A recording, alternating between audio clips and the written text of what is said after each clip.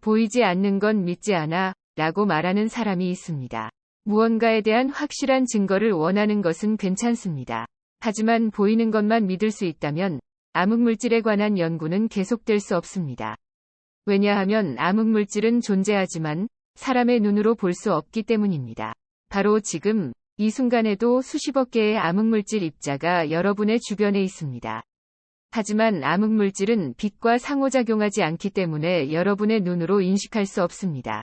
또한 암흑물질은 전자기적 상호작용도 하지 않기 때문에 현재까지는 암흑물질을 만지거나 감지할 방법을 찾지 못했습니다. 그래서 어떤 종류의 입자들이 암흑물질을 구성하는지는 불명확합니다. 하지만 암흑물질이 우리에게 익숙하고 쉽게 볼 수 있는 전형적인 원자나 원소 입자들로 구성되어 있지 않다는 것은 분명합니다. 어떻게 보면 암흑물질은 미세한 박테리아와 조금 비슷합니다. 우리는 박테리아를 볼 수 없지만 박테리아는 우리의 건강에 필수적인 역할을 합니다. 마찬가지로 우리는 암흑물질을 볼 수 없지만 암흑물질은 우주 모든 물질의 85%를 차지합니다. 그렇다면 과학자들은 어떻게 이 사실을 발견한 걸까요? 답은 바로 중력입니다. 과학자들은 암흑물질과 중력의 상호작용을 통해 암흑물질을 탐지했습니다. 우주의 모든 존재는 일정한 운동을 하고 있습니다. 행성과 별이 움직이는 속도는 태양처럼 거대한 물체의 중력의 영향을 크게 받습니다. 1930년대 스위스의 천문학자 프리츠 츠비키는 별과 은하의 속도를 관찰하다가 눈에 보이는 물질의 중력으로는 우주에서 작용하는 중력을 충분히 설명할 수 없다는 것을 알아챘습니다.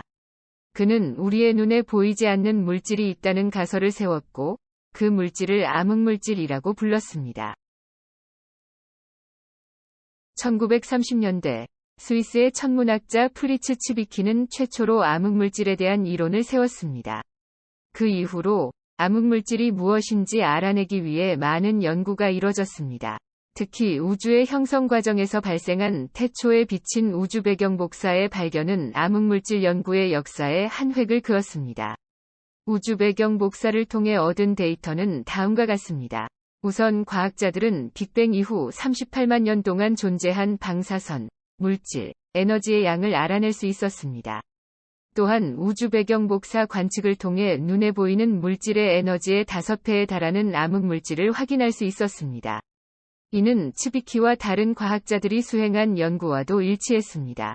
게다가 암흑물질이 은하를 구성하는 데 필요한 중력을 만드는 데 필수적이라는 사실도 증명할 수 있었습니다. 암흑물질은 방사선이나 가스와 상호작용하지 않기 때문에 빅뱅 이후 우주가 팽창하는 동안 서로 뭉쳐서 중력을 형성할 수 있었기 때문입니다. 다시 말해, 암흑물질은 오늘날까지 우리 은하와 우주가 유지하고 있는 구조의 토대를 마련했습니다. 예를 들어, 우리 태양계는 45억 6천만 년 전, 밀도가 높은 가스 지역의 붕괴로 인해 태양이 만들어지면서 형성됐습니다.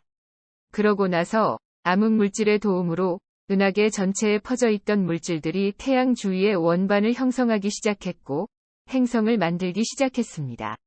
하지만 행성을 형성하는 물질은 서로 다릅니다.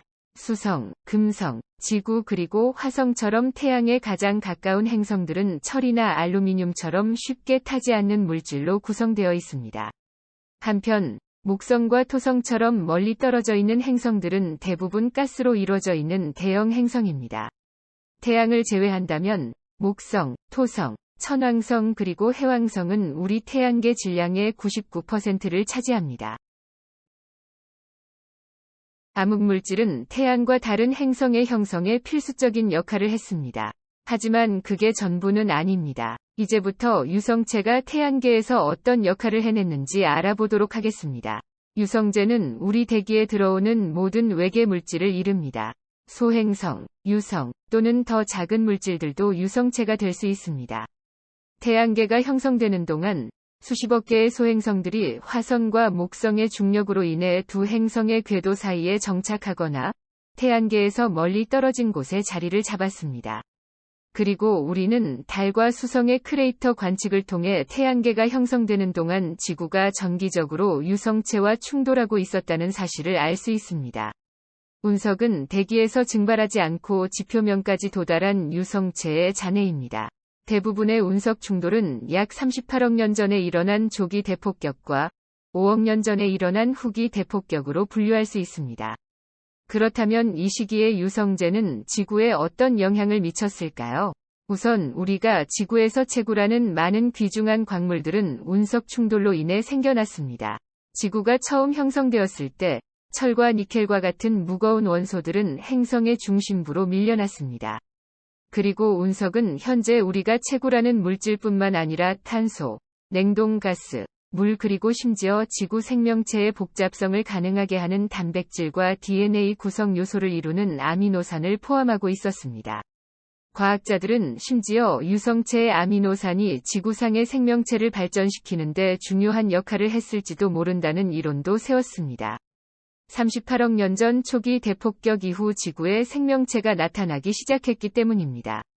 또한 과학자들은 전 세계의 화석을 조사하면서 유성체의 충돌 직후에 복잡한 생명체가 급증했다는 증거를 발견했습니다. 예를 들어 중국의 양쯔 협곡에서 삼엽충 화석이 유성체의 충돌 동안 형성되는 화학적 퇴적물 바로 위에서 발견되었습니다. 이는 유성체가 현재 화석화된 유기체의 발달에 중심적인 역할을 했다는 것을 암시합니다. 오래전 지구와 운석이 크게 충돌하는 시기가 있었습니다. 하지만 과거와 달리 오늘날 지구의 대기에 진입하는 대부분의 유성재는 지구에 큰 영향을 미치지 않습니다. 실제로 매일 50톤에 달하는 수백만 개의 작은 유성체들이 지구의 대기 속에서 연소합니다.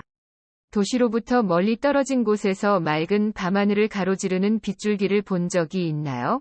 그렇다면 여러분이 본 것은 유성체가 연소하면서 뿜어내는 빛일 가능성이 높습니다. 그런데 종종 유성과 혜성을 혼동하는 사람들이 있습니다.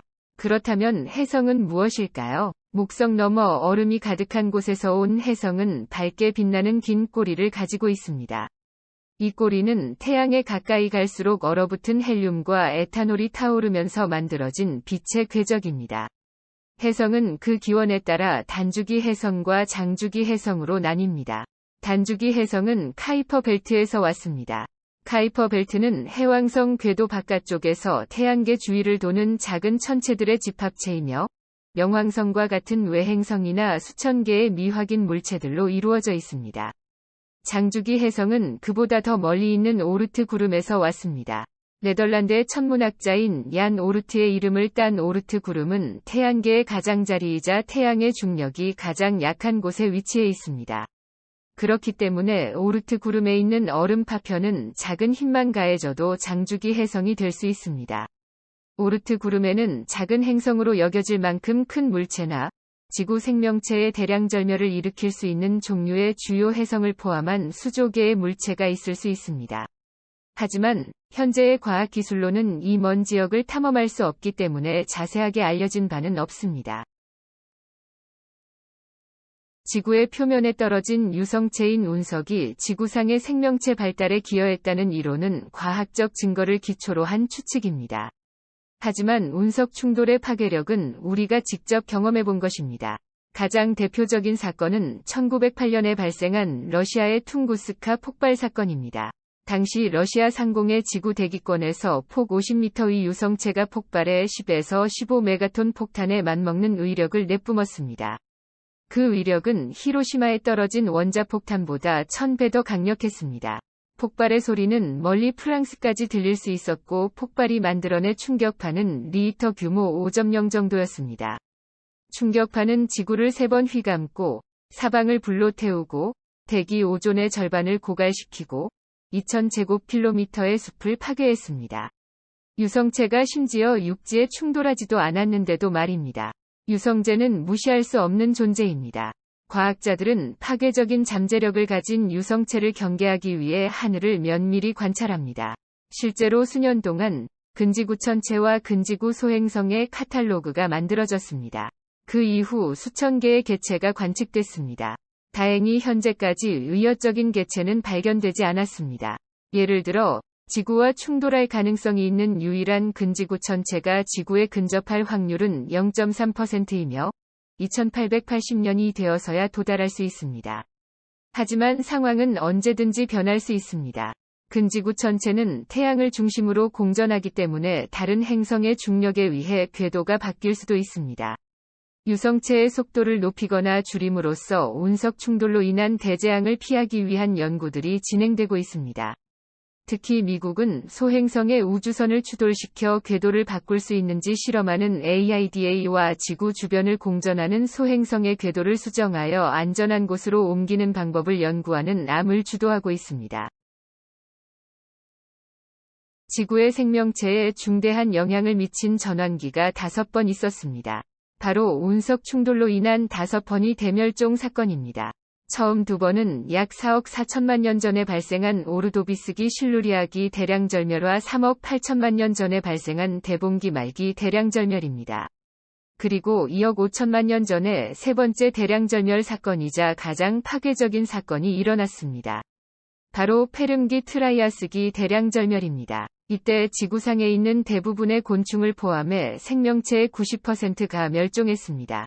그 후 약 2억 년 전 트라이아스기 후반에 생명체의 75%가 멸종한 트라이아스기 쥐라기 대량절멸이 발생했습니다. 마지막으로 공룡을 멸종시킨 백악기 팔레오진 대량절멸이 일어났습니다. KPG 멸종은 약 6,600만 년 전에 발생했고 다시 한번 공룡, 식물, 해양 생물을 포함한 지구 생명체의 75%가 멸종했습니다. 하지만 KPG 멸종의 독특한 점은 암석 지형 조사를 통해 유성체가 충돌했다는 증거와 그 당시의 지층인 KPG 경계 지층을 알 수 있다는 것입니다. 유성체가 지구에 충돌하면 지층에 특별한 표식이 남습니다. 이러한 지층의 변형은 오직 핵폭탄 폭발과 운석 충돌이라는 두 가지 상황에서만 발생합니다. 과학자들은 KPG 경계 지층에 생긴 지층 변형을 통해 공룡이 운석 충돌에 의해 멸종했다는 사실을 알 수 있었습니다. 또한 과학자들은 KPG 경계 지층 연구를 통해 당시 지구를 강타한 운석에 대해 알아냈습니다. 1970년대 지질학자 월터 알바레즈는 KPG 경계 지층에서 추출한 샘플의 이리듐 수치가 정상 수치보다 90배 높다는 것을 발견했습니다.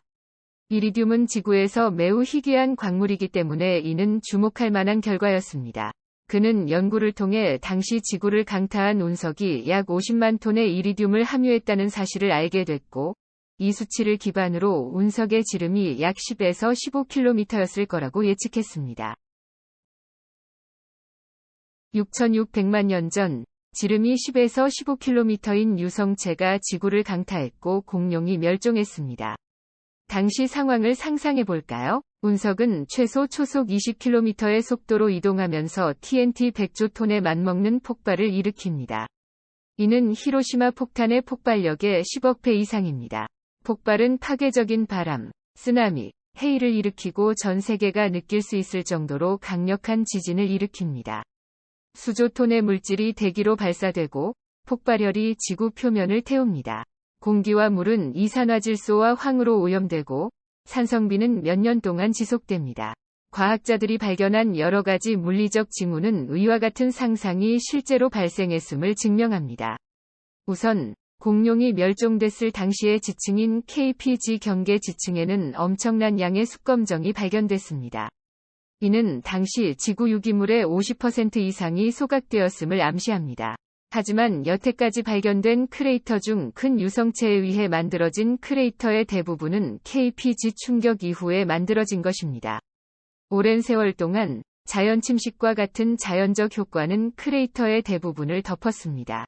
또는 유성체가 바다에 충돌해서 정확한 충돌 지점을 찾지 못하는 것일 수도 있습니다. 하지만 1970년대의 지질학자 월터 알바레즈를 비롯한 여러 과학자들은 KPG 경계 지층에 발견된 증거를 바탕으로 운석이 대륙붕에 부딪혔다고 주장했습니다. 그들은 이런 주장을 바탕으로 당시 운석이 떨어졌던 장소를 지목했습니다. 공룡을 멸종시킨 KPG 충돌체가 떨어진 장소를 알아내기 위해 많은 연구가 이뤄졌습니다. 쉬운 일은 아니었지만 결국 과학자들은 크레이터를 찾아냈습니다. 이러한 발견에 도움을 준 세 가지 단서를 소개합니다. 우선, 과학자들은 운석의 크기를 고려할 때 운석이 만든 크레이터의 직경은 약 200km일 것이라 추정했습니다. 이후 멕시코 석유 회사인 페멕스에서 일하던 지질학자들은 멕시코만의 유카탄 반도에서 이상한 자기장 교란을 발견했습니다. 1970년대 과학자들은 자력 탐사를 통해 직경이 약 180km인 원형 지역이 교란을 일으켰다는 사실을 알아냈습니다. 1981년 페멕스에 고용된 미국의 지구물리학도 글렌 펜필드는 동료 지질학자 안토니아 카마르고와 함께 로스앤젤레스에서 열린 물리탐사학회 학술대회에서 자력 탐사로 알아낸 사실을 발표했습니다. 그들이 찾은 증거가 충돌구의 위치를 가리키고 있었지만 아무도 6,600만 년 전 떨어진 KPG 충돌체를 떠올리지 못했습니다. 10년이 지난 1990년 대학원생인 알란 힐데브란드가 이끄는 애리조나대 연구팀은 강한 충격을 받았을 때 생성되는 충격 석영과 지구에는 희귀하지만 운석에는 많이 포함되어 있는 이리듐 원소가 IT의 KPG 경계 지층에서 많이 발견된다는 사실에 주목했습니다. 그들은 IT의 KPG 경계 지층을 조사해 운석이 만들어낸 크레이터의 직경이 1000km 이내라는 결론을 내렸습니다. 애리조나 대학팀은 휴스턴 크로니클의 기자 카를로스 바이어스가 참석한 과학 컨퍼런스에서 연구 결과를 발표했습니다. 바이어스는 힐데브랜드에게 과거에 진행됐던 펜필드의 연구를 알려줬습니다. 힐데브랜드는 펜필드에게 연락했고 그 덕분에 과거 페멕스 사각 크레이터에서 시추한 지질 샘플을 연구할 수 있었습니다. 연구 결과 힐데브랜드와 펜필드는 6,600만 년 전에 생성된 충격 석영과 이리듐을 발견했습니다. 1991년 그들은 연구 결과를 지질학 저널에 발표했습니다. 그리고 크레이터를 멀지 않은 곳에 있는 어업 활동용 항구인 칙술루브 푸에르토의 이름을 따서 칙술루브라고 명명했습니다. 과학자들은 공룡 멸종을 일으킨 KPG 충돌체가 떨어진 장소인 크레이터의 위치를 찾았고 이를 칙술루브 크레이터라고 불렀습니다. 하지만 칙술루브 크레이터가 지구에서 발견한 유일한 크레이터는 아닙니다. 과학자들은 크레이터에서 얻을 수 있는 모든 데이터를 조사했습니다. 그리고 조사 결과는 해성 충돌에 일정한 규칙성이 있을 수 있다는 것을 암시했습니다. 예를 들어 화석 기록에 대한 연구에 따르면 생명체는 3천만 물결표 3,500만 년마다 정기적으로 멸종한다고 합니다. 1977년 프린스턴 대학의 지질학자 마이클 아서와 알프레드 피셔는 화석 기록을 통해 생물 다양성이 3,200만 년마다 주기적으로 높아지고 낮아진다는 가설을 세웠습니다. 그 후 1984년 시카고 대학에서 멸종 기록을 연구하던 연구원들은 그 주기가 2,700만 물결표 3,500만 년 정도라고 발표했습니다. 그리고 가장 최근에 캔자스 대학과 스미소니언 연구소가 공동으로 실시한 연구에 따르면 멸종은 2,400만 물결표 3,000만 년마다 주기적으로 발생한다고 합니다. 크레이터에서 얻은 샘플의 연도를 추정해 규칙성을 찾는 과학자들도 비슷한 가설을 세웁니다. 1984년 캘리포니아의 버클리 대학에서 수행된 연구는 11개의 크레이터로부터 멸종이 3,100만 년의 주기를 따른다는 데이터를 얻었습니다. 마찬가지로 같은 해 뉴욕 대학은 41개의 크레이터를 연구한 결과 멸종이 3,100만 년의 주기를 따른다고 발표했습니다. 그리고 2004년 교토 대학은 4억 년 전에 만들어진 크레이터를 포함해 91개의 크레이터를 조사했고 주기가 3,750만 년이라고 주장했습니다. 해성 충돌이 일정한 주기를 따른다는 연구는 그럴듯해 보입니다. 하지만 더 심각한 운석 충돌은 오르트 구름에서 빠르게 날아오는 장주기 해성에 의해 발생한다는 연구도 있습니다. 오르트 구름에서부터 오는 장주기 해성은 지구의 생명체를 멸종시킬 수 있을 정도로 충분히 위협적입니다. 그렇다면 왜 장주기 해성이 오르트 구름을 벗어나는 걸까요? 많은 과학자들이 이 문제의 답을 찾기 위한 연구를 계속해왔습니다. 그중 태양계의 공전으로 인한 은하의 조력 때문에 장주기 해성이 만들어진다는 설명이 가장 설득력이 있다고 여겨집니다. 태양계가 우리 은하에서 어떻게 움직이는지, 은하 조력이 어떤 영향을 미치는지 살펴보겠습니다. 태양계는 우리 은하의 중심을 축으로 약 2억 4천만 년에 한 번씩 공전합니다. 이때 은하의 중력 때문에 태양계의 은하 조력이 발생합니다. 달이 밀물과 썰물을 일으키듯 은하 조력은 구형태인 태양계의 가장자리를 길게 늘립니다. 바로 장주기 해성의 시작점인 오르트 구름이 있는 곳입니다. 가장자리가 길게 늘어나면 오르트 구름에 위치한 물체들이 안쪽으로 쏠립니다. 그렇다면 태양의 중력이 더 강하게 작용할 것이고 모종의 힘에 의해 지구로 날아와 장주기 해성이 될 수 있습니다. 그러나 은하 조력만으로는 왜 오르트 구름에서 3200만 년마다 주기적으로 해성이 나타나는지 설명할 수 없습니다. 또 다른 설명은 태양계의 궤도 경로에 집중합니다. 우리 은하를 공전하는 태양계는 마치 진동운동을 하듯 은하면의 위아래를 왔다 갔다 합니다. 일반적으로 진동운동은 한 번 공전할 때 서너 번 발생하며 태양계는 3200만 년마다 한 번씩 은하면의 중심을 통과합니다. 미국의 이론 물리학자이자 하버드대 물리학과 교수인 리사 랜들은 태양계가 은하면의 중심을 통과할 때 태양계의 밀도가 변한다고 주장합니다. 하지만 그런 일이 일어나려면 특정한 무언가가 중력에 영향을 끼쳐야 하는데 태양계의 궤도 경로에 집중한 설명은 그 부분을 설명하지 못합니다. 오르트 구름에서부터 온 장주기 해성은 지구의 생명체를 멸종시킬 수 있을 정도로 충분히 위협적입니다. 그렇다면 왜 장주기 해성이 오르트 구름을 벗어나는 걸까요? 과학자들은 이 질문에 대해 여러 가지 설명을 내놨습니다. 어떤 과학자는 은하의 조력 때문에 중력이 오르트 구름에 있는 물체들에게 강하게 작용하면서 해성이 된다고 설명합니다. 또 다른 과학자는 태양계가 공전을 할 때 진동운동을 하기 때문에 발생하는 밀도의 변화가 해성을 만든다고 설명합니다. 그리고 이런 설명도 있습니다. 바로 암흑물질 때문에 거대한 해성이 지구에 떨어진다는 것입니다. 우리가 아직 발견하지 못한 종류의 암흑물질이 존재할 수 있습니다.